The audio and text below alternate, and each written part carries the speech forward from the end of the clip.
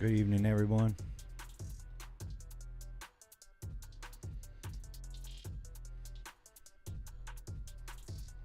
Thank you for joining us. We're going to be talking about common issues. Just want to make sure everything looks like it's coming online correct. Let me get a radio check. Let me know where you're watching from. Today we're going to be talking about common engines or common problems on semi trucks. Let me know if you can hear me all right. If you got any questions about your semi truck, you can shout it out in the chat. Appreciate everybody and everyone that's been joining us.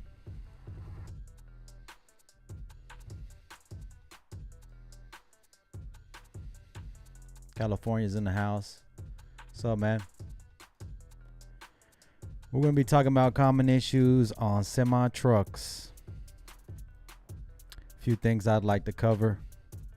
I want to share with you guys.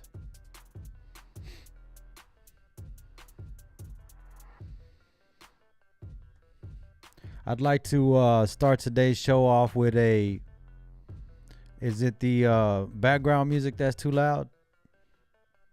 Or the voice audio out there in California, Apple Valley?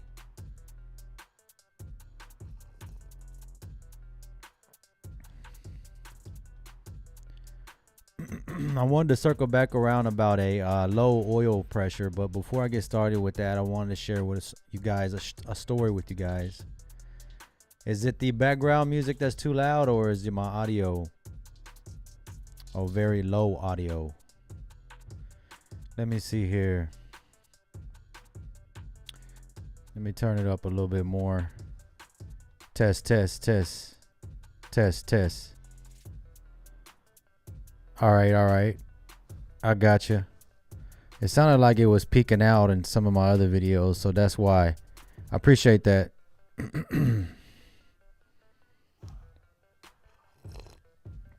Edgar's got a question. Appreciate that sound check out of Apple Valley. Let me know if that's better. Appreciate it. I want to make sure you guys can hear me. I'm going to start today's broadcast with the story. I am going to be sharing common issues. And if you got any questions, we have a question already. It says, "Sup, man, quick question. Is replacing the manifold on a Series 60s or repairing extra on the ceramic coating one?" If you already have it off and you're already there, yeah. If you can afford it, I would. You're already there, so there's no reason not to. We're doing a clutch on a medium duty, and as I mentioned before, anytime you do clutches are a very common problem on semi trucks. You want to make sure you get the rear main seal replaced. And I've mentioned this in some of my other broadcasts. The reason why you want to get the rear main seal also replaced is when you go with another clutch or a new clutch and you get the flywheel turn, which you're supposed to. If not, it's kind of like putting old brake or new brake shoes on an old rotor. So you have to get the flywheel turned as well, and when that happens, your flywheel, everything's grabbing a lot stronger and creating more torque and flexing that seal more, that crankshaft seal, rear main crankshaft seal, and that definitely will cause you to have some oil leaks. So, and it could happen within a month, it could happen a few months down the line. But the thing is, since you're already there and you already have it already tore down. In your case, you already have the manifold removed, and you're wondering if it's worth going with an upgraded manifold. That may last you longer because some of these stock parts, and what it looks like to me is they manufacture these parts right at specs. So some of these aftermarket parts may be better because what they've done is they met the manufacturer's specs, and they would exceed it even more. So, and that definitely would help. So, but good question. Thank you for that comment. So we're going to be talking about common issues. Hope everyone's doing well this evening. As I was talking about that rear main seal, that's very common as well. I wanted to circle back around. I'm going to look for this low oil pressure. This low oil pressure issue here. What I didn't get to mention, let me do a share screen. What I didn't get to mention last time, if you have an issue with a low oil pressure, and in this particular case, we're having to replace the crankshaft on this particular engine. Thankfully, none of the rod bearing or the main bearings were spun. Some people I've seen in the comments are saying that the DD15 is not rebuildable. The DD15 is rebuildable. This is a DD15. The only times I wouldn't recommend rebuilding, and it goes with a lot of engines, is if there's a lot of corrosion on the engine, and if you also have a spun main bearing. The main bearings, the difference between the main bearing and the rod bearing is, of course, these rod bearings, this is the bottom half of the engine. If you're not familiar with engines, this is the bottom of the engine. The engine's upside down on the engine stand. This is a lot easier to install and, of course, replace the main crankshaft, because these particular crankshafts are enormous and they're very, very heavy. So trying to do this in the truck or without, or even if you don't have an engine stand, it can be very complicated. I don't see how people can still do these in the truck. When you're doing these in the truck, it's very complicated. So as I mentioned, the main bearings, as you can see, they're numbered here: 1, 2, 3, 4, 5, 6, 7. There's 7 main cap bearings on all crankshaft engines. Inline 6, if you're not familiar with the inline 6, that means all pistons are in a line. So when we have a low oil pressure problem, these particular bearings are the ones that get the most damage quickly, because they're the furthest from the actual lubrication system.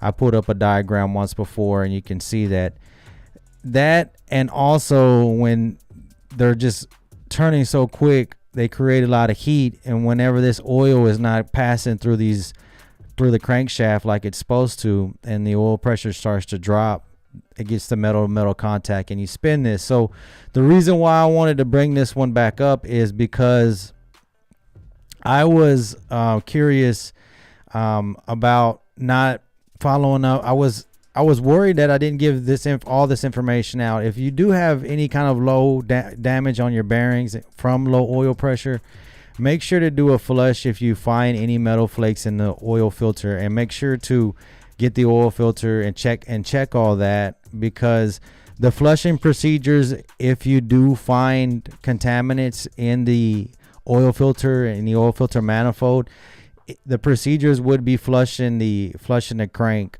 flushing the system while the old parts are still in. So I just wanted to follow back up with that. Hope everyone's doing well. Got a few more repairs that we got going on in the shop. This particular one that I just shared with you just now is one that we got pretty close to completion. Let me circle back around to the questions. If you guys want to get your questions highlighted, make sure to hit us up on Super Chat. If you're in the Dallas-Fort Worth area, we are located off of Interstate 20, off of exit 472, Bonneview Road. Go south, and then you would go westbound on Langdon Road, and we're right there, right behind the Premier Truck Group dealership. That's where we get a lot of our parts, and very good relationship with those guys, everybody in the area. We work on Volvos. If you got any questions about your Volvo, if you got any questions about your Kenworth, your Packard, your Cummins, we got a couple questions coming in right now. During what miles do you recommend to replace the bearings on an X15? Well, good question. I would definitely not replace parts unless you need them. I know I always discuss recommendations for for the oil filter manifold that needs to be replaced on the DD15. That's just a failure that happens with that particular engine. With the X15 main bearings, I wouldn't recommend replacing them unless you need them. If you follow in some of my other broadcasts, I do recommend running an oil analysis. What an oil analysis does is basically check the blood life of your engine. It's kind of like a blood check. And what that will do it will help you identify if your main bearings are worn or any of your bearings are worn, rod bearings or main bearings, or if you got any housings, anything like that starting to wear. These different bearing shells. Let me give you some more image here of the bearing shells. These particular bearings, they're made to wear, but over time, of course, all the engines have what is called a B rating, and that's something that I didn't mention on the other broadcast. But with the B ratings, what that does is it's just basically a rating for how long the engine is rated to last.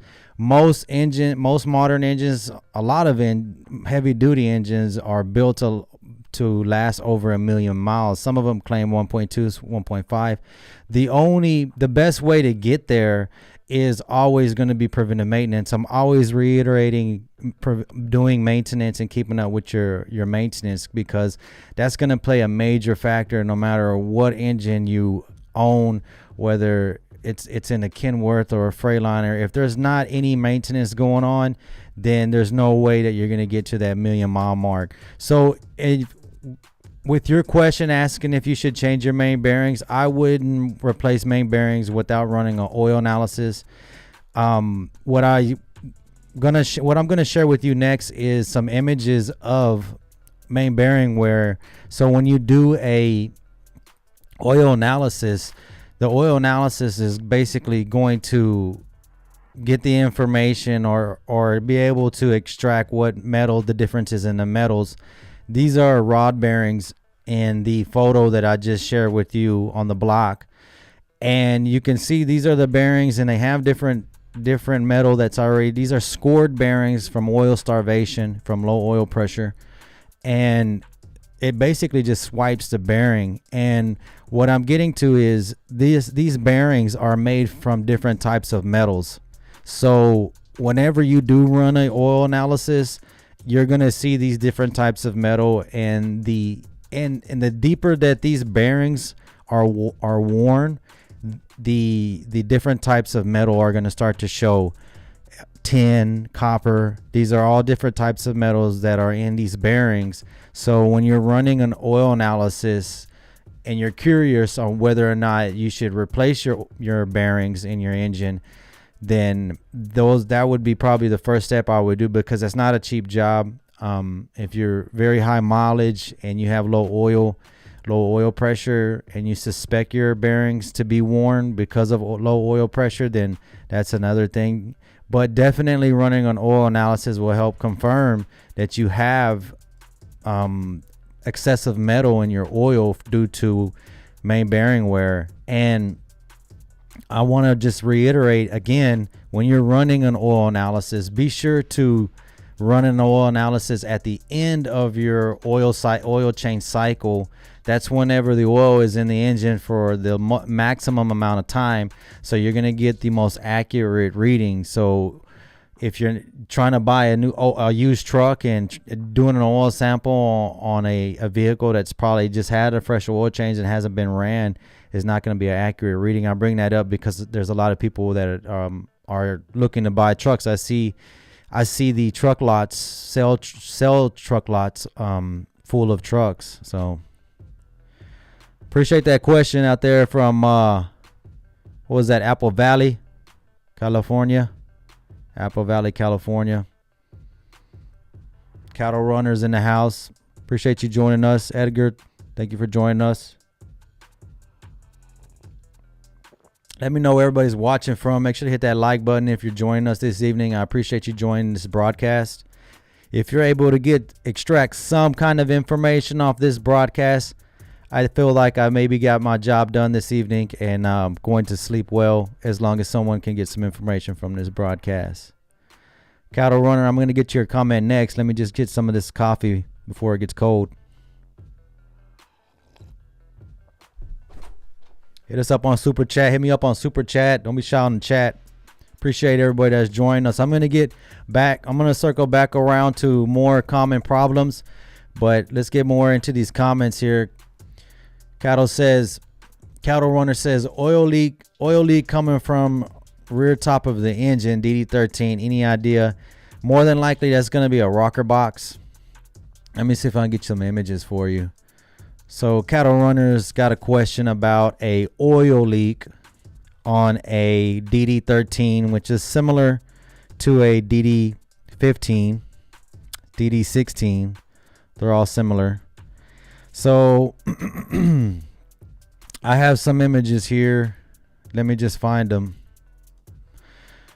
On these DD15s, DD13s, and what they have is a rocker box. And what a rocker box is, all these modern engines have overhead cams now, and these cams are being housed by cam housing, basically is what they're called. So these cam housings start to leak, and on a DD15, DD13, DD16, it's a very common problem. I appreciate that comment. Good comment, because if we're talking about DD15s, or we're talking about common problems, then bringing up something like this is definitely.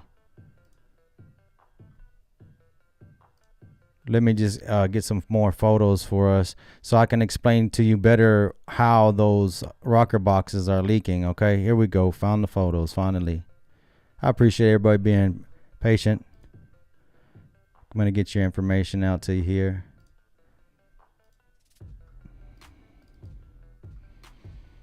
All right, so this next image I'm about to move over to is a breakdown of a DD15, which is similar to your DD13.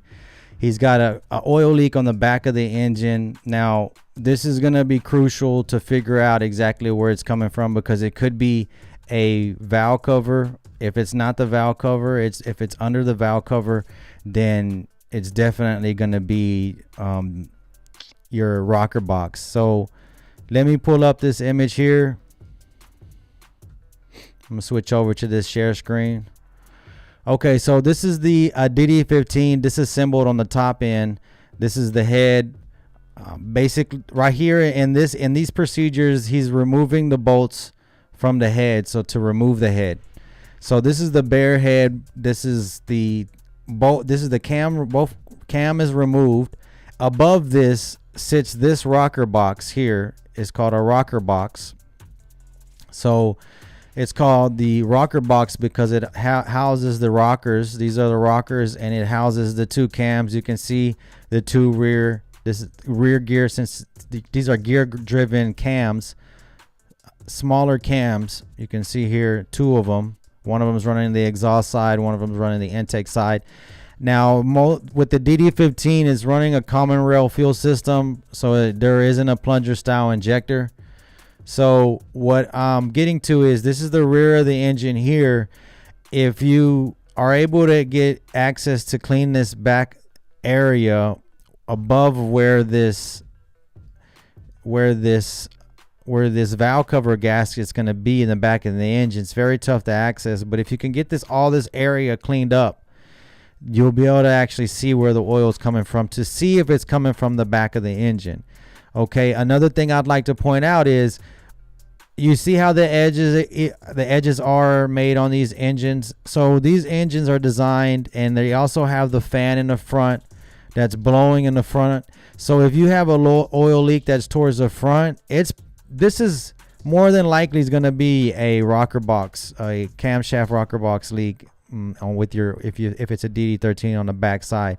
But what I would make sure to do is clean up around everything to ensure that you can get an accurate, because if it's the head gasket up here, or not the head gasket, if it's the valve cover gasket, then you can be definitely saving some time downtime. So hopefully that was able to answer that question for you. Good question. Good question. That is a common problem. That is a common problem that we see. And as you mentioned, that was on your DD13. It's the same as a DD15, DD16. Shout out to everybody that's joining us this evening. If you're in the DFW area and you're looking for service, give us a call, 972-225-3017. We service all on-highway trucks, semi-trucks, light-duty, medium-duty, and RVs. AC season's coming up, so make sure to get your AC checked out. Don't skip out on your AC maintenance because it's going to get hot. And also, if you got any issues with lights, headlights, if you have issues with passing inspection, we can work on electrical, any kind of assistance that you need. Shout out to everybody that's seen us at the shop, that's came by the shop.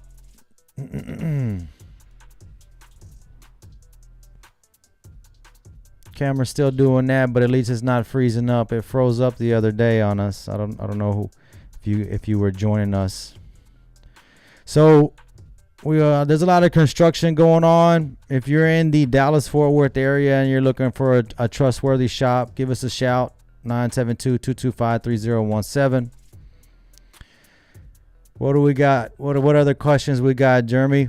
Jeremy got a question. What's your thoughts on the ISX motors? I got an International Pro Star. My oil pressure while rolling is 30, 40 PSI and sitting 18 to 20.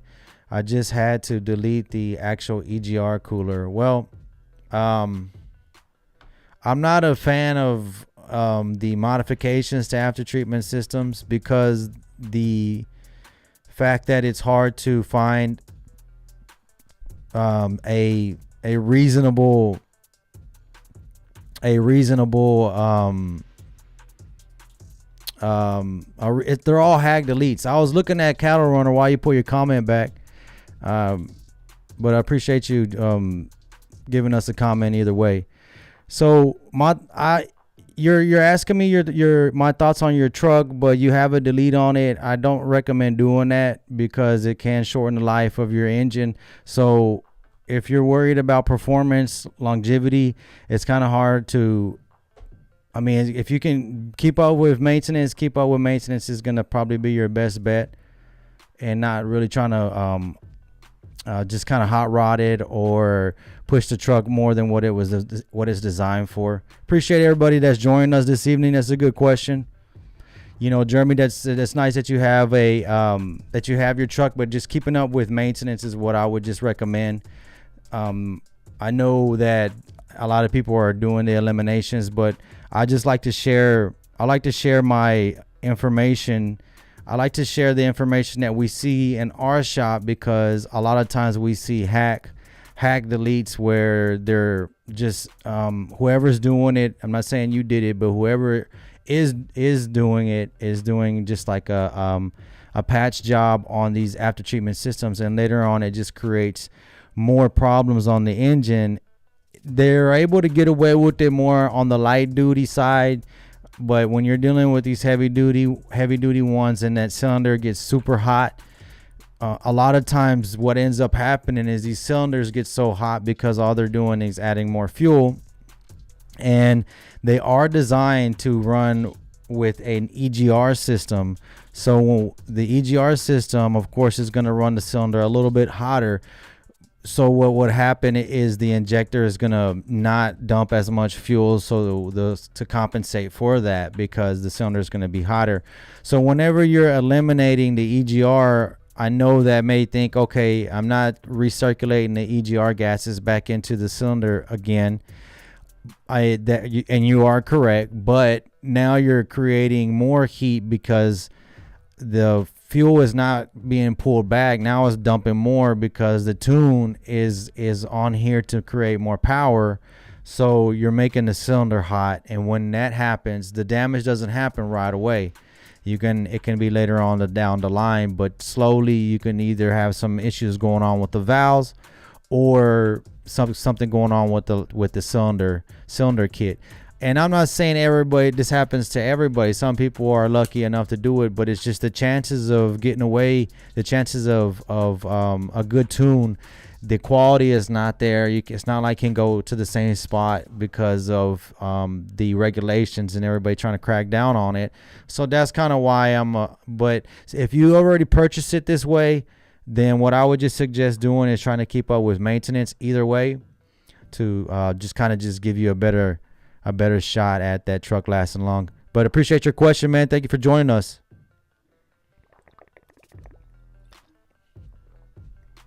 Sorry, I didn't mean to drink all in your guys' ear.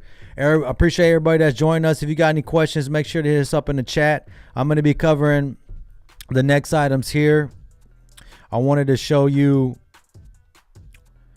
what we have else. What else we got in the shop here? I think I've already passed it here. We got a box truck came in with it's a transmission issue.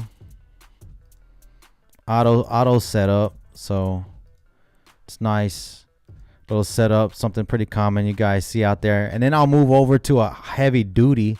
I got a heavy duty one that pretty much just got shot. Well, it was mostly just the PTO that got shot, but I want to share that one with you as well.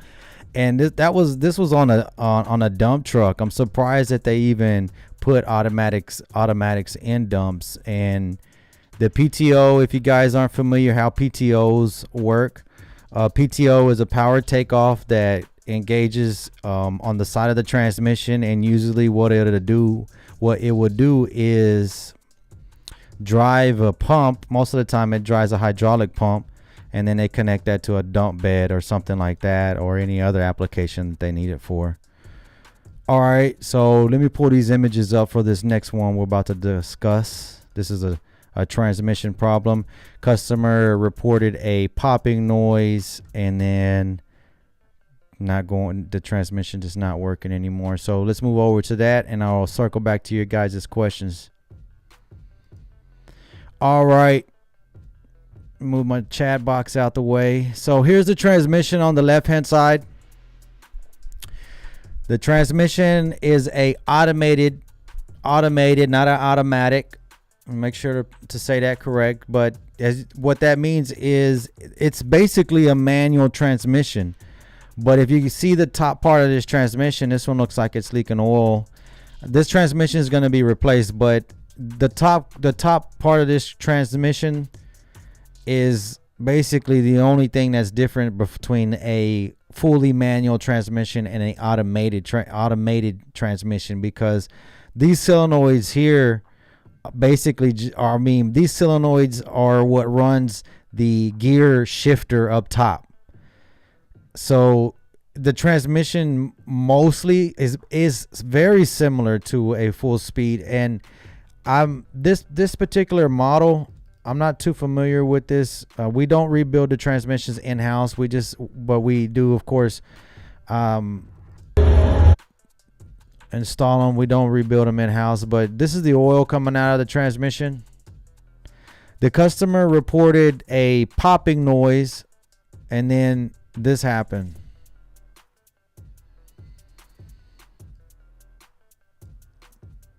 This is the metal that we found out drained out of it, and this is some of the shavings.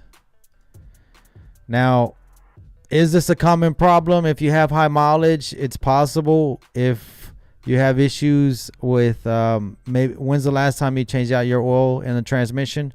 If you're curious about your transmission maintenance, but you're not sure how to access the information on the transmission housing itself. On the transmission housing itself, there's going to be a tag, and these tags are very common, and it's going to be the manufacturer tag. And these manufacturer tags are going to give you all the information you need. What's good about Eaton is a lot of their literature is accessible online without licenses.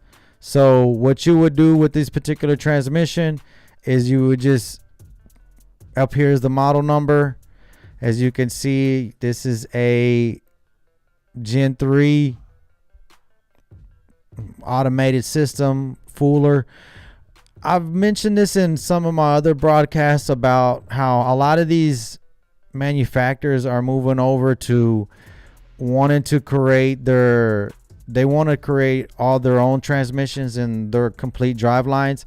But what I've recognized is this manufacturer sticker, or this manufacturer plate that I'm just showing you here, the Eden Fuller one, is similar. It's similar across all the platforms, whether it's PACCAR, whether it's it looks similar. Maybe not Volvo, but it looks like PACCAR.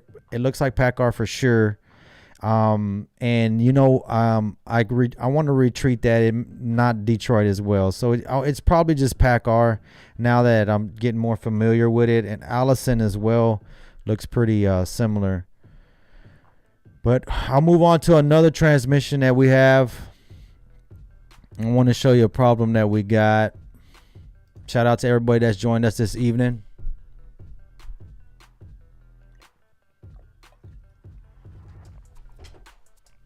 If you're in the DFW area, give us a shout. If you're passing through Dallas, we're not in downtown Dallas. We're south of Dallas, just off of Bonneview Road, exit 472, southbound on Bonneview Road, and then you will go westbound on Langdon. We're right behind Premier Truck Group. Shout out to everybody that's joined us this evening. San Marcos is in the house. Jeremy, watching from San Marcos. McHenry, Illinois. Jesus, thank you for joining us.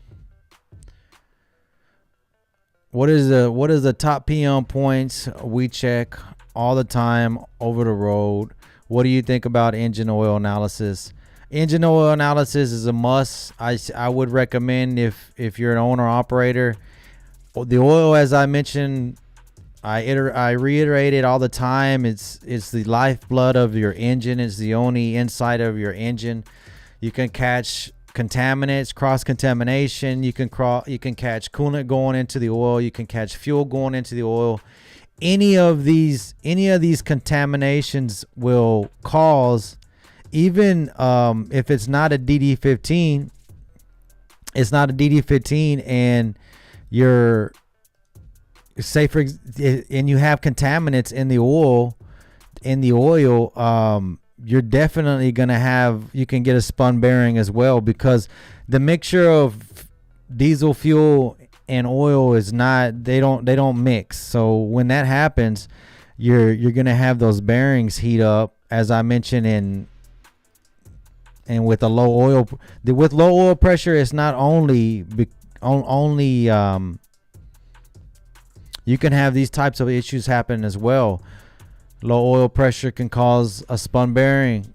Low oil pressure caused by contaminants in your oil can lead to a spun bearing, and then your transmission turning automated on you without you knowing it. No, I'm joking. But fuel getting in your oil, doing oil analysis, do it. If you got a truck and if you're running those super long oil change intervals, you've already completed 2 birthdays, and you haven't changed your oil, this could happen to you. Get an oil analysis.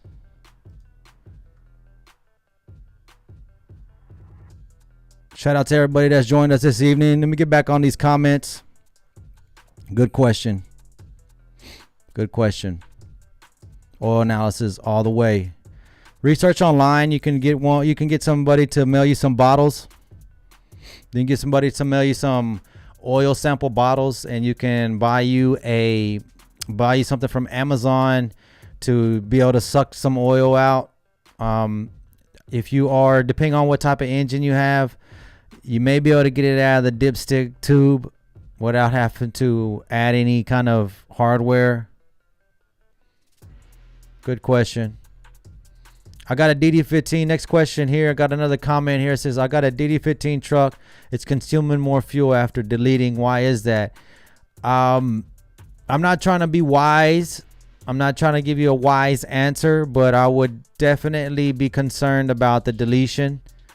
Anytime we have problems with anything, whether it is a deleted or not deleted truck, troubleshooting any kind of problem with low power consuming fuel it can be very challenging, because of course we got to consider everything. And whenever you're troubleshooting, to properly troubleshoot, you're following procedures to isolate what the actual root cause of the problem is. So when you're working to isolate where the problem is, and you have to cancel out different items of the system without replacing it and costing the owners more money. So tests need to be ran to verify, hey, well, this section of this component is still working correctly. We can cancel out that so that we can try to isolate and find the root cause. Because if you don't find the root cause of a problem, and the root cause is causing additional problems, you can actually fix just the problem that the root cause problem is causing, if that makes sense. So what I would suggest, and if there's nothing that you can do about a delete, if you bought it already, if you've done it yourself, when I mean by that, if you got it done yourself, these are just the tough, when it comes to rolling in the dice, some people get good eliminations and some people don't. This is what I mean. Some people can say that they get a lot of miles on it. Some people don't. I can't say exactly what the problem is, but what I would definitely do is just have somebody look at it that's willing to look at it. At our shop, we don't, and I apologize if we just don't. I don't apologize. We don't work on anything that's been modified, because we've seen it tons of times. We get trucks in the shop and we can't figure out the low power problem or whatever the complaint is on the engine, and it's frustrating. So we just turn that type of work down. Good luck to you though, man, and I really appreciate you joining us out of McHenry, Illinois. Jeremy's got another question. If you want to highlight your question, hit us up on Super Chat. I'm going to go over a couple more repairs. I don't mean to drink all in your guys' ears. Shout out to everybody that's watching us. Let me know where you're watching from. Appreciate everybody that's been joining these lives.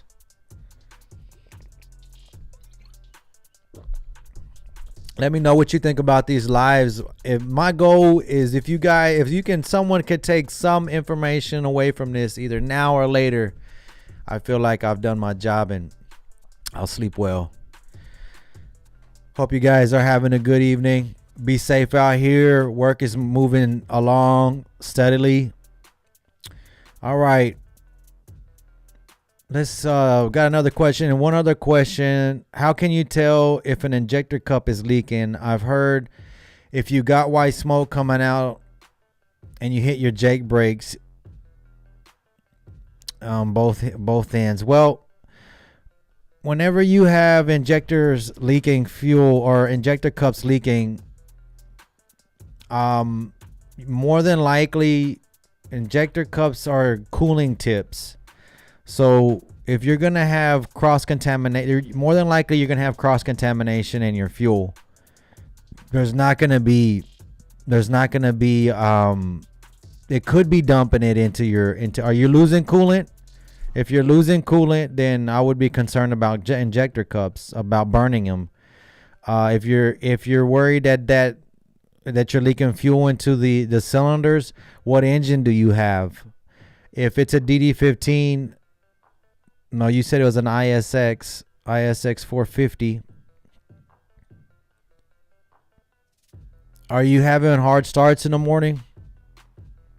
Those fuel systems can be a little tricky. They're integrated fuel systems, but there are a few tests that we can run on the fuel systems to ensure that you don't have like a leak in fuel or actually a bad injector cup. But if you don't have any cross contamination, if you're not losing any kind of fluids, you should be all right. Do you see any white smoke on what you're talking about? You have the ISX that was deleted, right? Oil pressure rolling. Yeah, you just kind of mentioned about your oil pressure.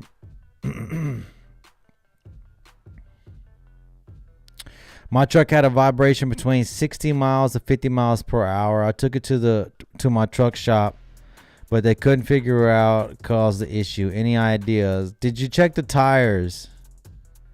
Did they check the tires to be out of balance? How many miles is the drive shaft? Did they check the drive shaft? How did they check it? How did they check the truck? There's different ways to check the trucks. They don't have a tire balancer, they can't check the steers. Checking for tire wear, that'll give you kind of indications if you have any bad tires that's causing that vibration. If the drive shaft is tight, but you still feel that vibration when you let off the throttle, or if you feel the vibration when you're on the throttle. Usually if you're on the throttle and the vibration goes away, that's not the drive shaft, but it would be if you let off the throttle and there's a vibration between 40 and 50 miles an hour and it clears up. Does it clear up after that? If it does clear up after that, to me, that possibly could be a tire. That sounds like to me a tire. Not to mention, if you get caught with a deleted emission system, it could cost you a small fortune. Yeah, I know that they're cracking down. I even read some articles that they're going after the shops and the mechanics, because a lot of these deletions are being done by somebody out of the country. It's just a third party that mails the camera off to you, or that mails the computer off to you, the laptop off to you, and then you hook it up, and then they just kind of wire in from remotely from on an internet connection overseas, or they're able just to hide their IP address. So you can't get any kind of warranty if something happens with a delete. Fire merch. Thank you for that comment. Where are they actually enforcing the emissions? Because we don't really see it. We don't see too much enforcement on emissions. And I'm not saying I'm not advocating for it, because we need right now the way that freights are at this time, but we are having a turnaround, or I should share some information. It's not something that I didn't want to share with everyone, but it's very interesting here. Let me see if I can pull it up.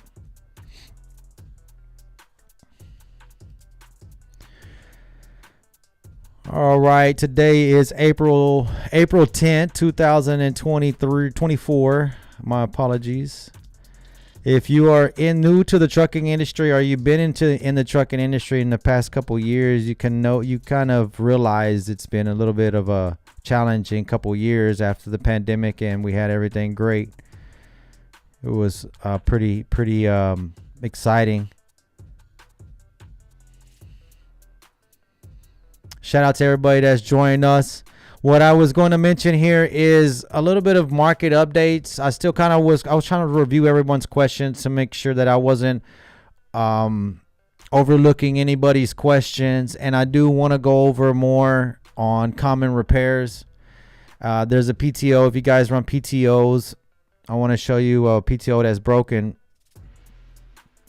So before, I didn't want to get off subject though, but let me share just this little bit of information when it comes to freight, because if you are owner operator and you're depend on market freight, this is some insight here. Okay, so as of April 10th, as I mentioned, U.S. imports from Asia in February were up 40%. From 40% is a big increase. 40% increase from 2023. Now that 40% increase is pretty much what we lost in the past couple years. So that's pretty interesting information. That followed an 18% year over year increase in January. So that's a pretty strong February and a pretty strong year when it comes to imports coming in. It could have this could be reflecting, if you guys are familiar with Chinese New Year, they kind of slow down a little bit. I know that I talked a lot about nearshoring, but there is still a lot of Asian trade that's still going on. So this is some more, just some additional information that I wanted to share, because what this means is just more freight being brought in to the market. So U.S. realtors,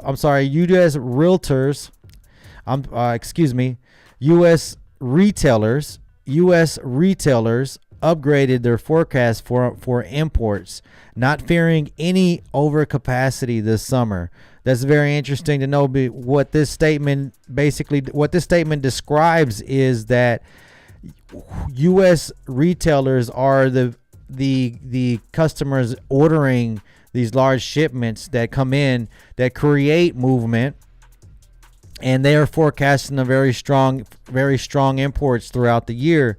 Increase their year-over-year imported projected throughout July. So they're projecting a strong increase, or just a strong ordering volume is basically what we needed all the way through July. And these are all speculations. These aren't all guarantee, but it's just very, very interesting, because with a lot of disruptions that happen in the supply chain, including the pandemic. We have the Panama Canal that's happening as well, the Red Sea conflicts, the deterioration of international trade relationships. All this affects the loads going on in our market. And I'm going to go back to we're going to get back to maintenance, but I just wanted to give you a little bit of insight of this information with what's going on in the market as well. Consumer demand remains strong and expected to stay this way throughout summer, fall peak season, which is good. A capacity demand imbalance remains. So what this means, the statement is saying, is a capacity / demand, or capacity compared to demand imbalance still remains. So we're still in an overcapacitated market, keeping rates under pressure. This is why we still see rates low, if you guys deal with any market rates. But economic indicators suggest shippers and carriers are moving closer to equilibrium, which is getting more volume in, and so that we can fill a lot of this capacity. U.S. manufacturing expansions, which accounts for 60% of the U.S. truck volume. That's very interesting. When I saw this article, I didn't know that U.S. manufacturing is contributing so much to U.S. truck volume. 60% right now. We're talking, that's a high volume when it comes to manufacturing. And I mentioned this in last night's broadcast, or maybe it was last night. I actually released a video, so I don't think I went live. But the last stream that I had, I talked about how the U.S. are cranking up our manufacturing and bringing a lot of nearshoring, because just all the deterioration of our relationships overseas, we're not able to be able to depend on other or be able to outsource our resources. We need to actually depend on our own. So let's get back to some repairs. Appreciate everybody that's joined us. Cleveland, Ohio's in the house. I noticed fuel water separator on my DD15 2017 Cascadia not rising to the top. Any thoughts? Those fuel water separators, I've noticed they have, not all the time they work correctly. I would follow replacing that oil water separator probably every 30,000, maybe 20,000, because a lot of this fuel is what's contaminating these injectors, especially when it comes to DD15s or any high pressure fuel system. These high pressure fuel systems they create a lot of power, they create a lot of torque, they create a lot of response, and they're quieter, and they give you better fuel mileage, but they are susceptible to damage. You can't go with prolonged filter changes as you would with an older model pre-emissions Series 60 or M14. You could run those on the same fuel filter probably for many years, but either way, those engines aren't too available anymore. I would be curious to know what your fuel filter separation or fuel filter replacement intervals. Let me know that. Baton Rouge. We had somebody from Baton Rouge, Louisiana, in the house last broadcast. Shout out to Louisiana. I was stationed out there. I wanted to share a story at the beginning of the video, and I didn't think I got to share the story, but it was about me being in the military, and I was when I was talking about a broadcast, I was mentioning drivers and having experiencing driving, and it just made me think about. When I was 19, I was stationed in Korea. We were going on a lot of different just exercises. The military just likes to practice a lot just to ensure that you're ready. And I was 19 years old, and I remember they would rotate you out in and out of Korea for once a year. So you go in as a group. That group you would train with for that whole year, and that group is who you pretty much you ate, drank, everything. So I recall that we had to move around, and I was looking for the photos earlier, but I couldn't. When I find the photos, I'll share them to you. So we were a squad that needed to be moving from different areas, base training, our barracks where we were sleeping. So we all had to load up in it was an older model. I'll find you a picture, deuce and a half, and that's what we all loaded. That's all we all loaded up in. And I remember when we get stationed there, nobody can drive the truck. And they were asking who could drive a stick, because it was a stick. Nobody could drive a stick. Could you imagine? Nobody could drive a stick, and that was I was the only one that could drive a stick. I drove a standard, is what I mean by a stick. I drove a standard, and the standard. Here's a quick picture of the deuce and ass. I'm using somebody's website, but I don't mean to show the firearm. Let me take the firearm off. There you go. So this is the deuce and a half. Hopefully you can. Okay, so this is the deuce and a half that I was driving at 19, loaded up with everybody in the back. This was a manual system, and Korea was just hilly. And then you would go into the city, and there would be a lot of like small cars that would get right behind you, and they didn't know anything about these trucks. And I am 19. I mean, driving around, and got everyone older than me in the back of the truck, and I'm driving around Korea with my whole group in the back. But that was kind of some of my experiences was driving. I was the only one that could drive it, and we had to move around from different bases, and it was fun. I was 19 years old. DD15, how often should you force a regen, and should you keep DEF tank full or mostly half full or to low? Someone told me to keep it low. New to these emissions trucks. Okay, good question, Highway Hustler.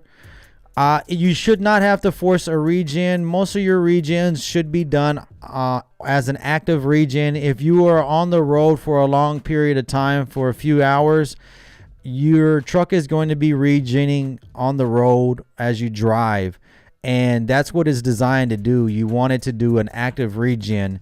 If you're new to the ATS systems, after treatment systems, then I would get familiar with some of the other videos that I can try to link them into the description, but look up I have some maintenance videos. And also what I do want to mention is these trucks, these after treatment systems do not like idling. I know that there's a sleeper in the truck for a reason. So not being able to utilize that is of course why. There's different settings that they do for the idle can be bumped up, but it's not going to guarantee that you're not going to be building up extra soot in there. So if you have APU, make sure to run an APU. Don't do excessive idling.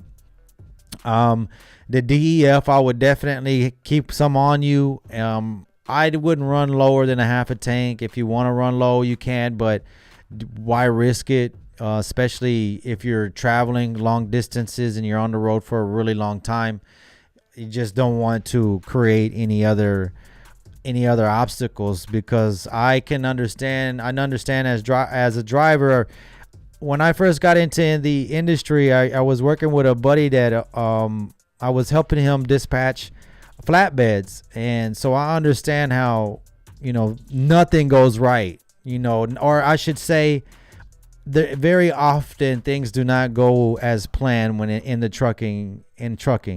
When it comes to deliveries, appointments, pickups, whatever the case may be, a lot of times nothing goes to plan. And if you're familiar with trucking, if you've been in trucking for a long time, you understand that that's just trucking. I mean, that's just what it is. There's too many parts moving. There's too many things trying to make, and then that's what happens. There's just too many moving parts. So you should not have to do a forced regen unless your truck is not getting a successful active regen. If you start to idle a lot, it may ask you to do a regen.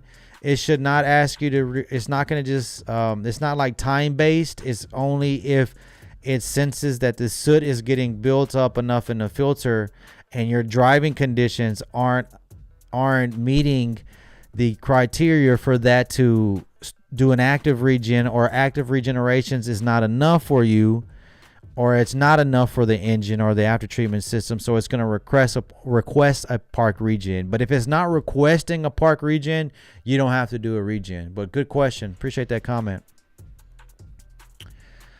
Javier, South Ingle, Illinois. Thanks for all your videos. I appreciate your comment. Thanks for joining us this evening. Swift says hello from Rochester, New York. From up north. This code came on my Volvo D13, and I knew I was going to get a Volvo D13 question. I knew I was going to get a Volvo question, and I'm going to tell you why. Because for some reason, we were having issues with getting access to online manuals for our subscription that I discuss often. And without actually having to hook up to the truck, I'm limited to how much information that I can look up. So you gave me the code number.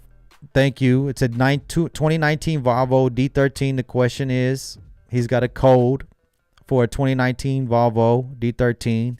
The code is a P026C00. What does it mean?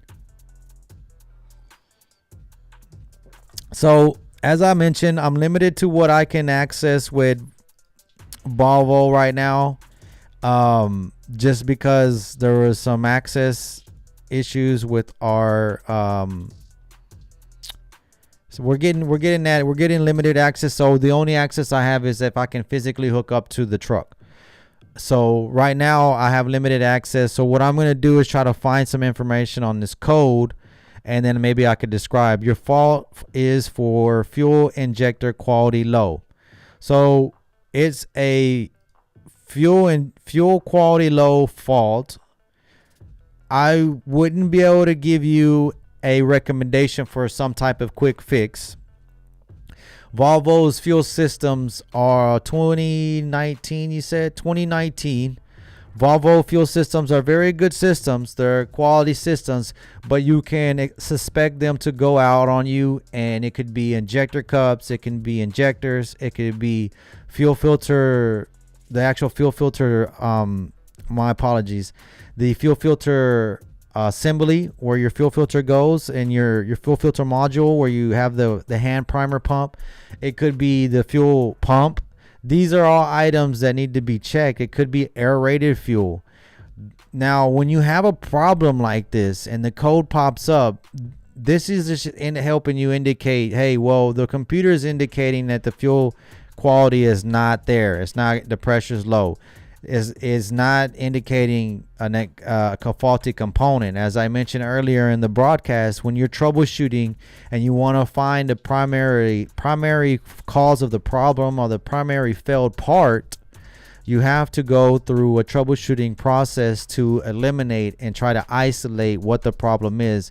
And the only way to do this with a fuel system is to follow procedures on what this particular fault code is going to have you do. Is more than likely going to have us test for aerated fuel. Is going to do some tests with the computer to verify parameters are reading correctly. If this code is popping up, are you feeling any type of difference in drivability? Let me know if you're feeling any kind of difference in drivability and you want to try to get this fixed on your own. I would start with what you can do on your own is basically fuel filters. Replace your fuel filters if you can do that on your own. That's pretty tricky as well. Sometimes they're very tough to get to, and it's messy. It's very messy. If you're not a shop and you don't have a drop pan with gloves and be able to throw all that waste away, then stop by, have your fuel filters replaced. See if that helps with the test, and hopefully that information will help you, Highway Hustler. Welcome to the industry. Oh, sorry, Eduardo. Hopefully that helps you. Shout out to Eduardo. Thank you for the question. Good comment. Trucking with Alex says, my truck has 975,000 miles DD15. Congratulations. You bought it around 900,000. Oh, okay. How do I know if the engine has been rebuilt? Engine runs great. Well, that's good to hear. I know it can be challenging to get prior records from these used trucks, but do your best. If you still have information, buying it at 900,000 miles, who knows how many owners that's been. But what I can recommend for you to do if accessing this information is not available for you, the only option that you're going to be able to do, or your only option you're going to have, is to do an oil analysis.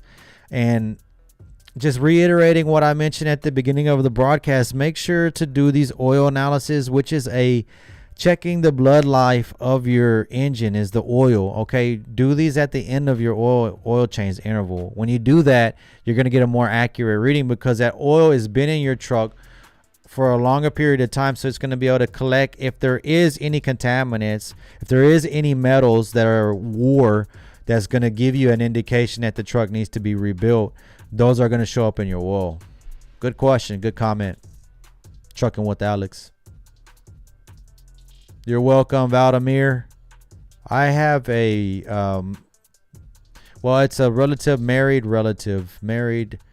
a cousin married someone that has that type of Valdemir. What do you think about the new clean truck, check regulations in California? I'm kind of ignorant to what California is doing out there in Texas. We're a bunch of cowboy gunslingers you go to Walmart, you can buy some eggs, milk, a shotgun, a bow and arrow, and probably a bulletproof vest at Walmart if you wanted to. And you can walk around with a rifle on your back. You can also, you could do double pistols on each hip if you wanted to. That's legal in the city. You could do it legally. That's Texas. So I don't know. I don't mean to. Sorry, I don't even know why I answered your question that way. But I know that the regulations in California are getting a little out of hand, and I honestly think that they realize it as well, because I've read an article that said that they are starting to roll their regulation requirements or deadlines back. So that's one item. But I know that they're just starting to do more like when you're registering the truck type stuff, that you're having to register clean trucks. That is going to just make people just more compliant in California. It's going to put a lot of the trucks that are being used that are not compliant. I don't know how they're going to operate, because a lot of times I believe that the trucks going into California are the ones that aren't in non-emissions are not from. They're not local anyway. They're not local. They're not from California. So maybe that's what California is trying to crack down on. But their regulations are gonna just different. I mean, they're gonna grow and they're gonna grow. But I don't. There one thing that I've noticed, they don't have the manpower to enforce a lot of these. They barely have the manpower to enforce regular standard automotive guidelines out there. I see cars. I mentioned this in my last broadcast. I see cars out there with, I mean, I would say 70% of the car can be dented, all beat up. Bumper being hung on by straps, whatever. On a spare tire, doing 20 miles over the speed limit, 80 miles in the racing, white knuckling it. Crazy. But that's what I think about the Clean Truck Act or Clean Truck Carb regulations in California.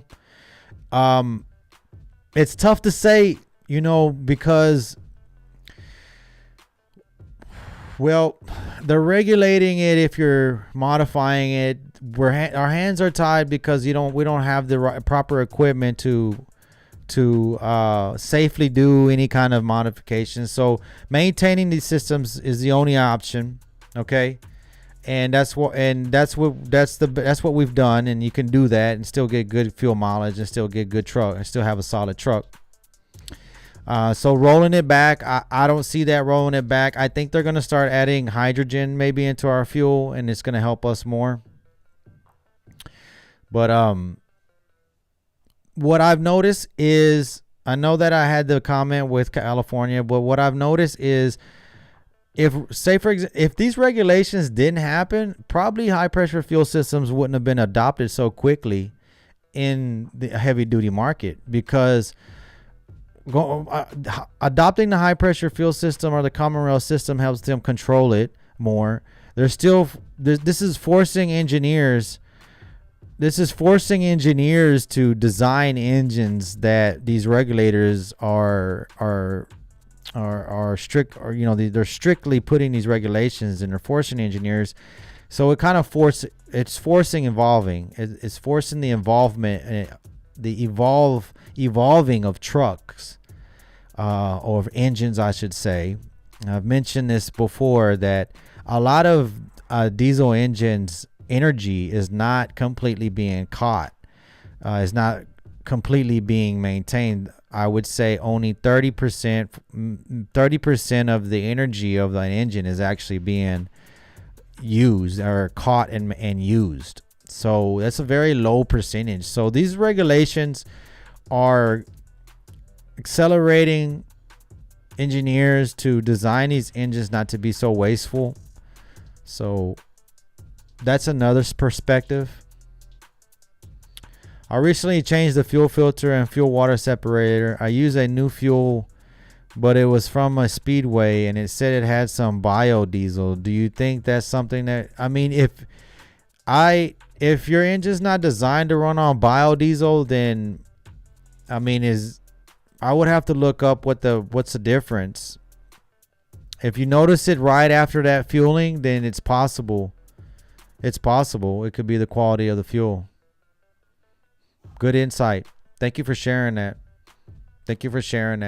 We often ask our customers, anytime that we are troubleshooting any kind of complaint that they have, we always try to get a history of what's been done. So either we're not overdoing or redoing.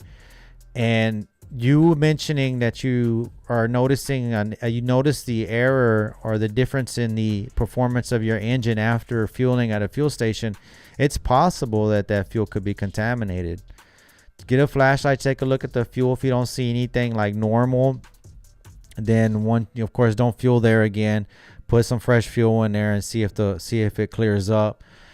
If you see if it clears up, if it doesn't, you might have to change the fuel filters again, unfortunately, because that would be a lot of fuel that, if it is contaminated, it could possibly, if it does have contaminants, clog up your fuel filters again. Trucking with Alex says he's waiting on an oil sample from the lab. Yep, they should be able to load it up online and just email it to you. If anybody's rolling through the Dallas-Fort Worth area, or if you're in the Dallas-Fort Worth area and you're looking for a shop, we are in the Dallas. We service the Dallas-Fort Worth area. We're just off of Interstate 20 and Bonneview Road. Exit 472. Go south and go westbound on Langdon Road behind Premier Truck Group. We are there to service you guys. We specialize in Class A trucks, light duty, medium duty, and RVs. If you're looking for any service, we also do trailer work, inspections, quarterly inspections. We offer fleet service. If you're looking for anybody that is express professional service, look us up. We'll definitely be willing to give you a hand. 972-225-3017.